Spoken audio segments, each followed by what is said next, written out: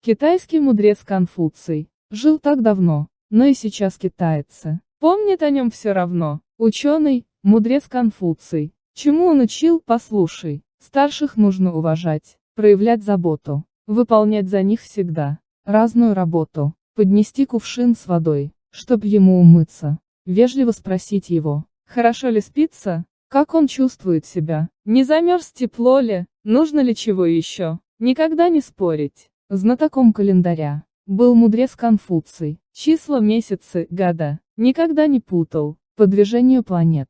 Знать бы волю неба, вот богатым никогда, тот Конфуций не был, справедливый человек.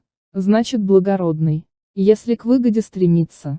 Значит он ничтожный, есть простую пищу, пить простую воду, спать на локте и так, в разную погоду, в этом радость, никогда не найдешь изъяна, в благородном человеке, в том, в ком нет обмана.